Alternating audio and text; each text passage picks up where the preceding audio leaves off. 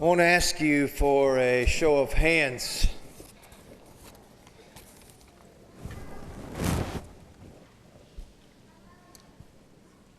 But if I ask you if you had almost died, there would be certain of you in this very audience that would stand. Not everyone has had that close proximity experience.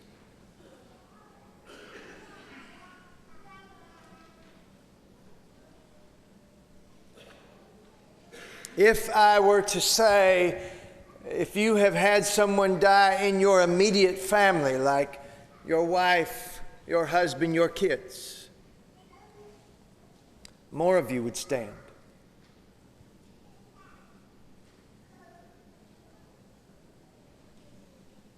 Even right now, while I am talking this plainly to the subject matter, some of you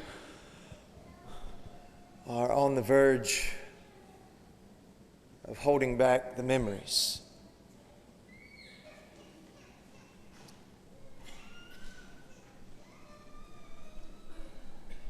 Right now, there are some that are sitting right here in this audience, some of our family right here, who can smell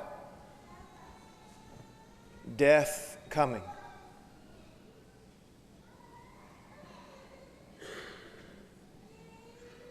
With some reasonable certainty.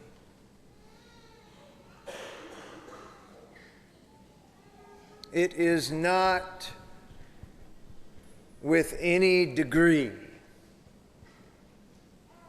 of flippancy that I approach the subject matter. Because all of you that are listening to me understand the sobering nature of death's reality.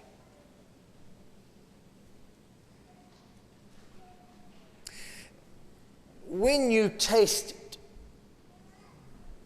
you get real close to it. When you can see it coming, or when you have lived it,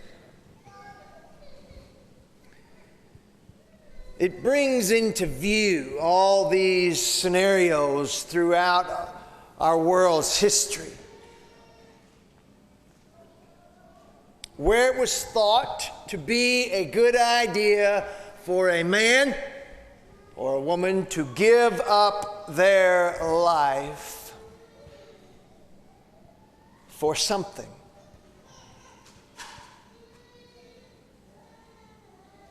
There have been many fathers that have stood in between an enemy of a kind and their family,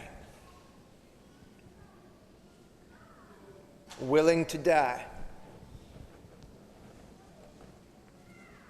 There have been others who have found somehow within themselves a willingness to die,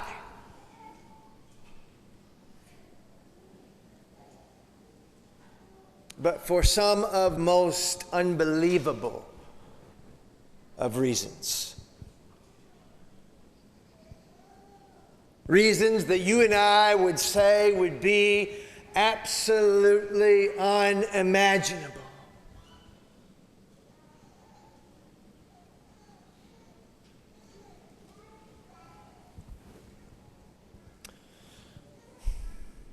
So when it comes to Christianity, is it worth dying for?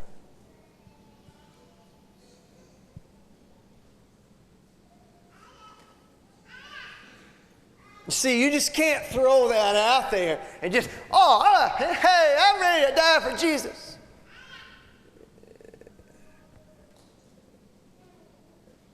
Someone speaking so insincerely clearly has not tasted of the knock of death's door. It's sobering. I'm not asking today, would you? Would you die for the cause of Christ? I'm not asking that question. What I'm asking today is it worth dying for? Because really, in essence, for us to be able to realistically address that question in our own minds as human beings, as adults, if we would look upon the face of our children and teach them the ways of God, then we have to be able to sort of mentally address whether or not this is something to die for. Is it worth it? Well, let's listen in on the conversation out of Jesus' mouth, and we will try to answer that explicit question this morning. Let's begin in Matthew 16. Matthew 16.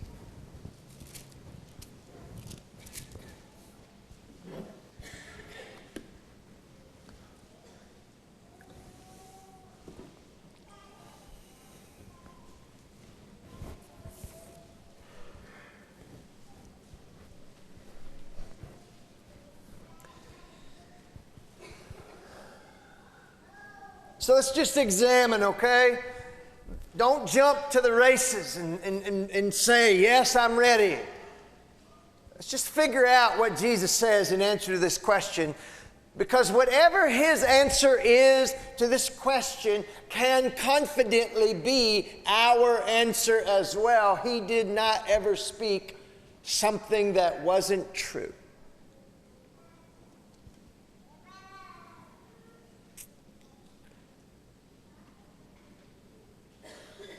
Then Jesus said, verse 24,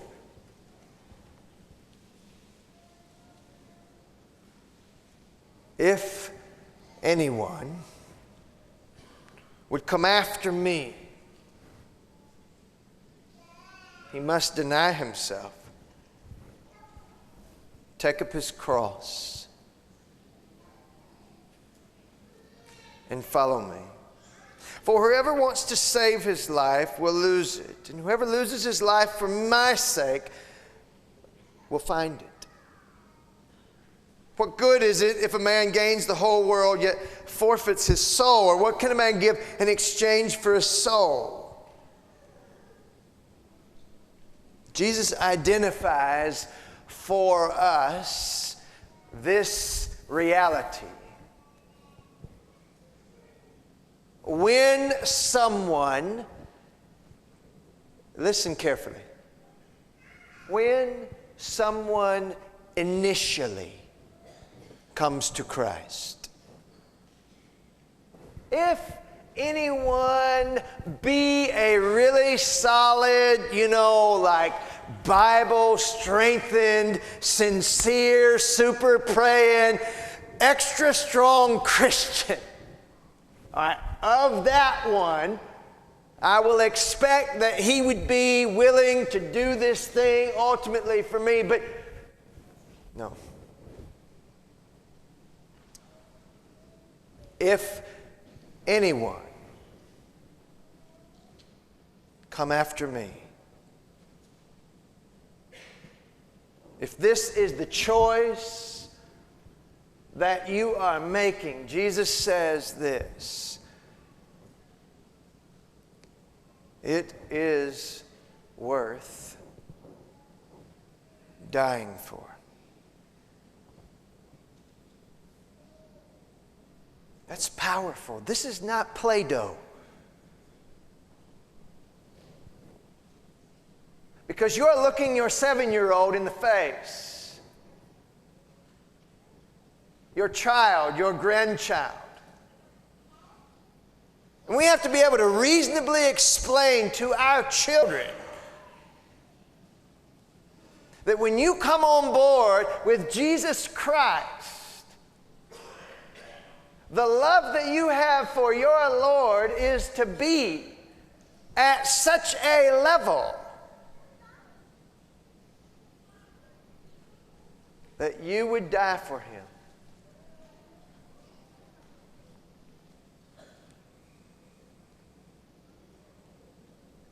I think in some ways we've shined this up just a little bit to curtail its abruptness. And we have suggested perhaps, like I described a moment ago, that maybe this is a scenario that eventually you're going to grow into, Lord willing, that you would be strong enough and maybe you could carry your cross one day in the distant future. But this is not Jesus' conversation. He says to a crowd that is listening, if you are considering being my disciple, know from the get-go that this is an issue of life and death. It is not to be taken lightly or haphazardly.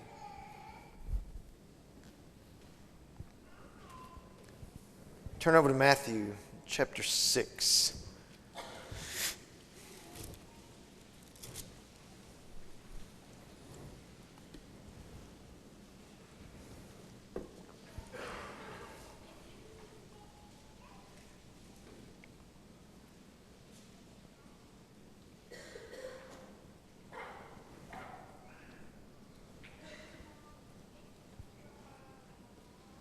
Matthew chapter 6, verse 24, Jesus says this: no one can serve two masters. Either he will hate the one and love the other, or he will be devoted to the one and despise the other. You cannot serve both God and money. All right, well, there's a simplicity here. Yes, it's true about God and money. You can't serve these two masters.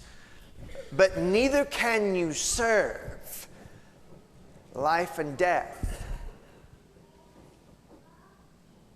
You cannot serve the life card in that at whatever natural means are humanly possible under every given scenario, that we would always be playing the card of protecting ourselves, to the letting go of something that Christ would want us to do, how He would want us to live, how He would want us to be in obedience to Him, that somehow, some way, the life card in our mind is of greater value than the faith card. And Jesus says if you're trying to mix those two things, it doesn't work. It doesn't work. Turn back a chapter to chapter 5.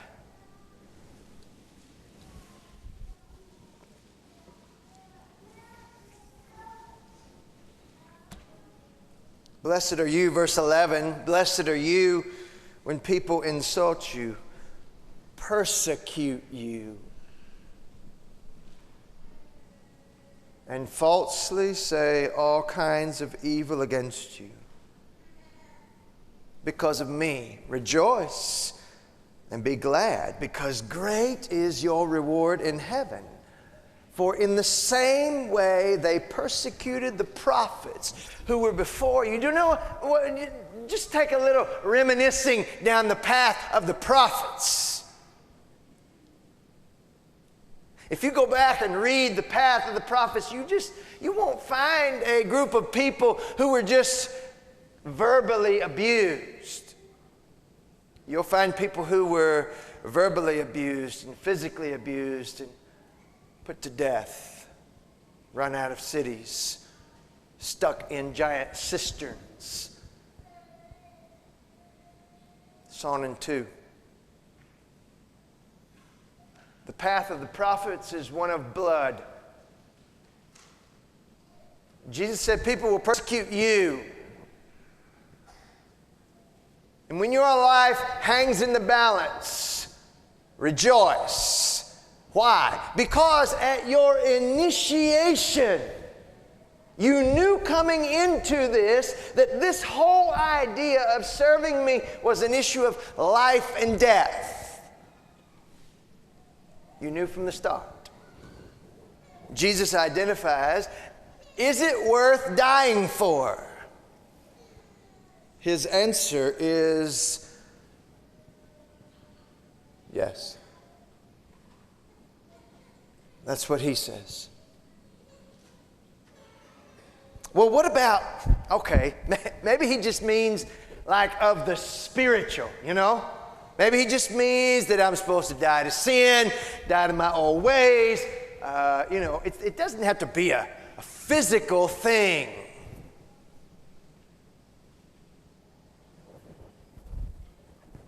Well, let's look a little bit further. John chapter 20. John chapter 20. I'm not asking you, would you? I'm just trying to ask, is it worth dying for according to Christ? John 21.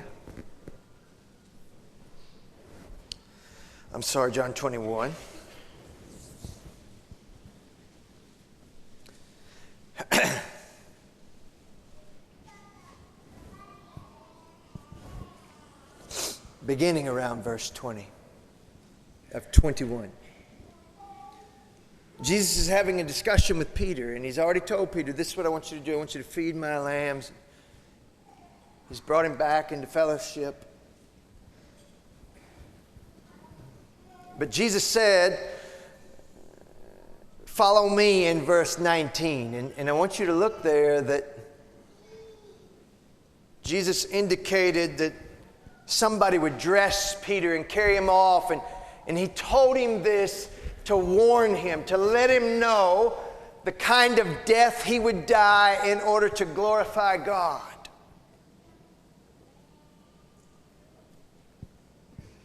So Peter turned and saw the other disciple.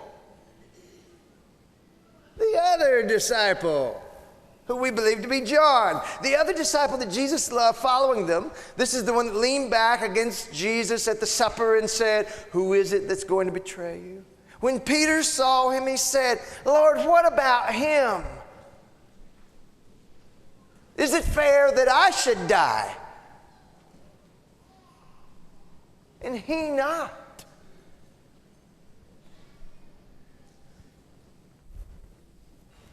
Jesus answers, if I want him to remain alive until I return, what is that to you? You follow me.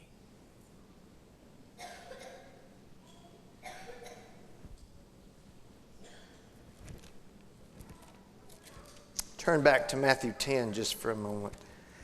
Matthew chapter 10.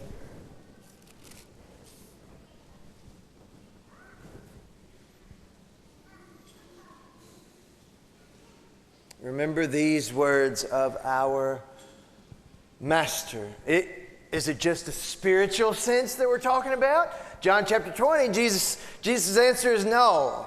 You are going to physically die, Peter. You're going to be stretched out. And it's not going to happen to John, but that's okay. Chapter 10, verse 28, Jesus said, do not be afraid of those who kill the body but cannot kill the soul. Rather be afraid of the one who can destroy both soul and body in hell. Jesus said this to his disciples, to those who were following after him. Is it just in some kind of spiritual sense that we should interpret pick up your cross and follow after me? And Jesus' answer is, no. No, it's not. Acts chapter 7. Acts chapter 7. One of the disciples named Stephen is speaking to the Sanhedrin. You know that his speech angers all those who are hearing what he had to say. In verse 51, he says, "You stiff-necked people, uncircumcised hearts. You're just like your fathers, always resisting the Spirit." And they rush at him for what they believe is his blasphemy.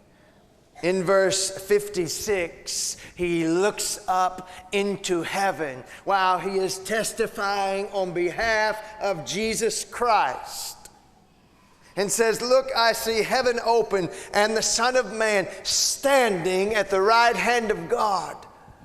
The only place you'll see the Son of Man standing at the right hand of God is right here. He is standing for someone who is physically dying for him.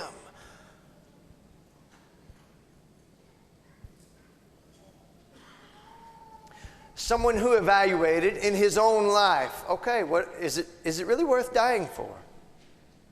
I mean, really, we talk about it. We know, sort of theoretically that it's right to die for it. Is it right?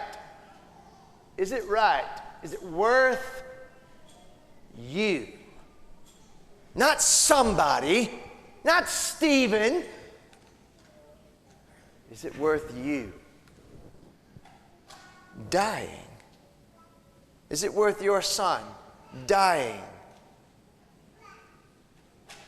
Jesus' answer is yes.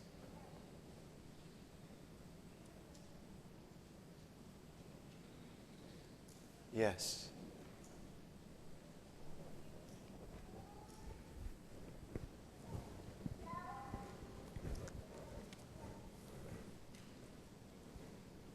Let's do one more passage. I will do two, sorry. Hebrews 11.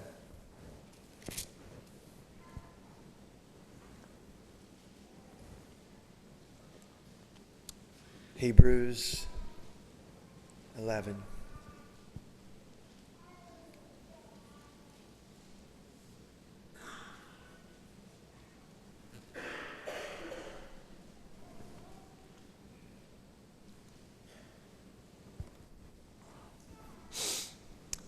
The Hebrew writer's gone through all these magnificent people, okay?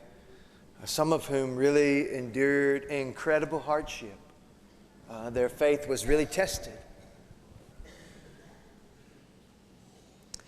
Verse 32. Let's pick up because there's just this explosion of stuff that happens here. There's something that's spoken here that matters. Verse 32, the scripture reads this way, "And what more shall I say? I don't have time to tell you about Gideon and Barak and Samson and Jephthah and David and Samuel and the prophets, who through faith conquered kingdoms and administered justice and gained what was promised, who shut the mouths of lions." Do you remember that? You think Daniel knew unequivocally that God would rescue him from those lions?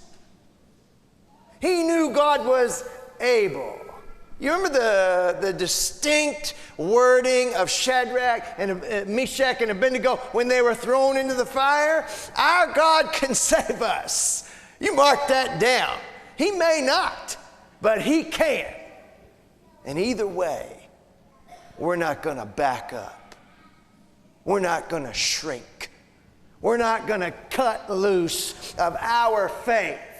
They didn't know what their outcome was going to be.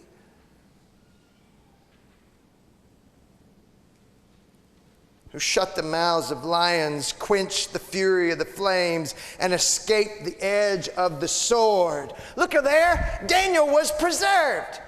Shadrach, Meshach, and Abednego, saved. Whose weakness was turned to strength, who became powerful and routed foreign armies. Women received back their dead, raised to life.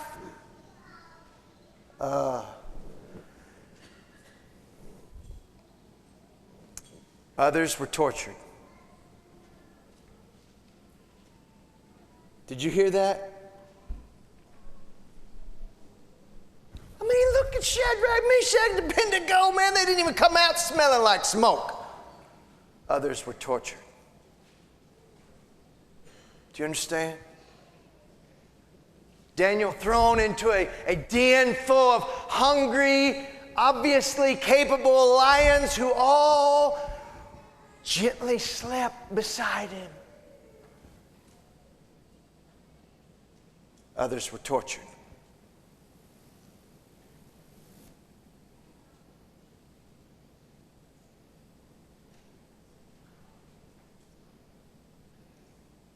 See, I'm not asking,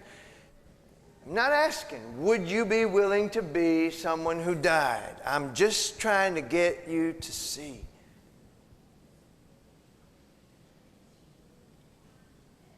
That the scripture says, yeah, it's worth it. Why is that? Look.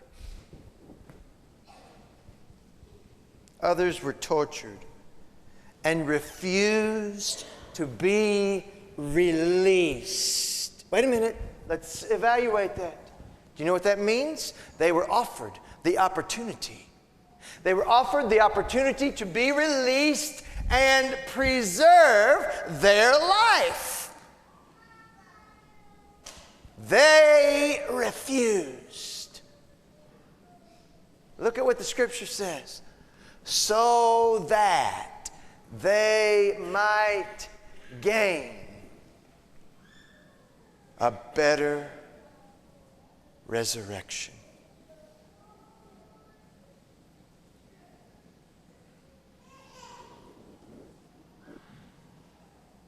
There's been men who have boldly faced the consequence of being a POW.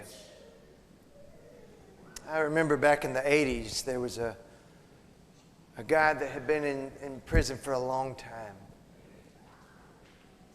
And he was ultimately released and delivered to his family. Now you just think about that. That is almost, in theory, a resurrection, okay? That's about as close as you can get, because somebody who was as good as dead, thought to be dead, was brought home, and you embrace that person. That's as good as it gets. So this is what the Hebrew writer's trying to say. They had every opportunity. Who? Those who were choosing to be tortured. They had every opportunity to be released.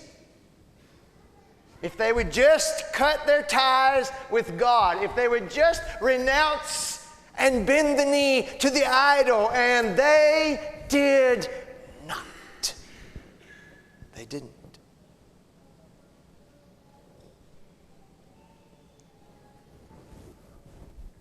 Because they wanted this better resurrection, the one that is associated with the people of God.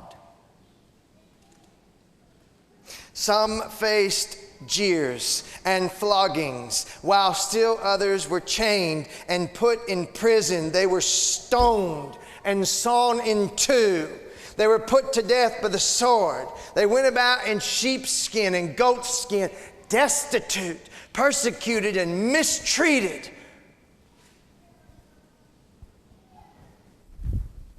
Here's what the Hebrew writer just said.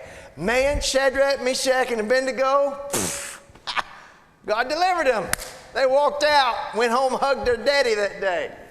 Daniel was not eaten. He was not mauled by lions. But that wasn't the fate of everybody.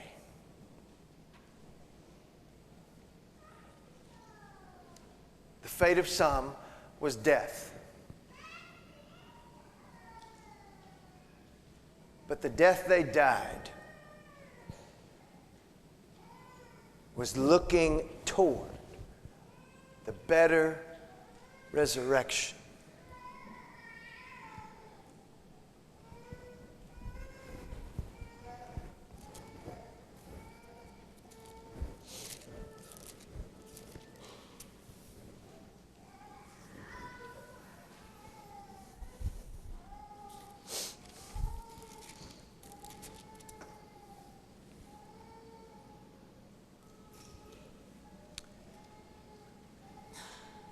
These are the words of Jesus. Do not be afraid of what you are about to suffer. I tell you, the devil will put some of you in prison to test you, and you will suffer persecution. Be faithful, even to the point of death, both in endurance and to that specific edge. Be faithful, and I will give you the crown of life.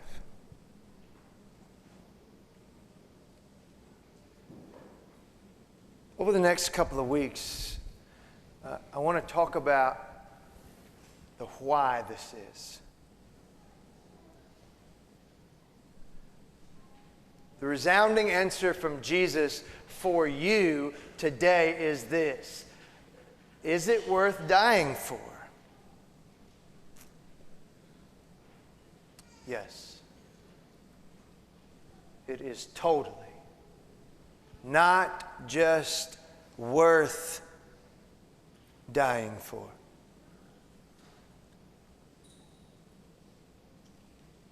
but expected.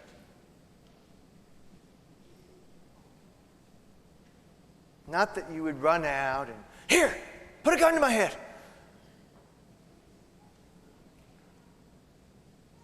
So I want us to understand why that is, because there is something unique about that. Do you understand that I could not stand up here and say, here's something I think is worth dying for.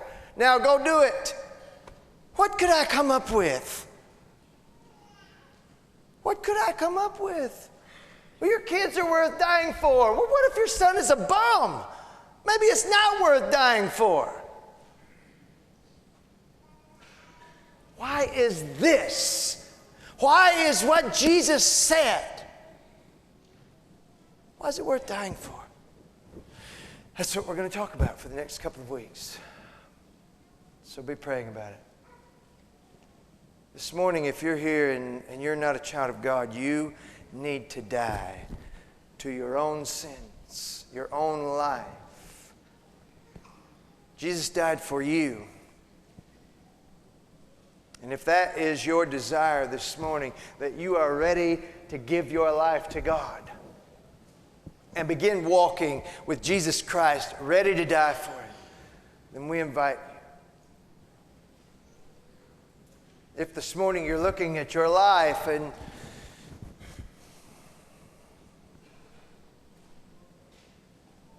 you're asking yourself, is it worth dying for? If you're really asking yourself that question from the perspective of already being a Christian, then things are somewhat backward in that scenario.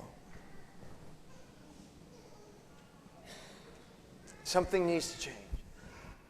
Perspective needs to be gained. So I would encourage you to pray and study and learn and try and absorb what God is trying to tell us.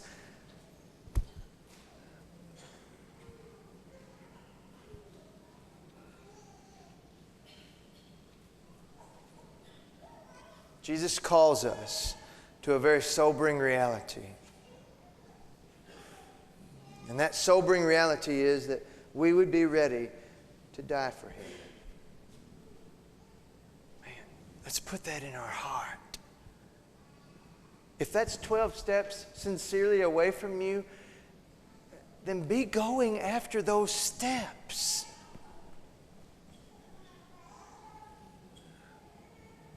We'll talk more about it next week.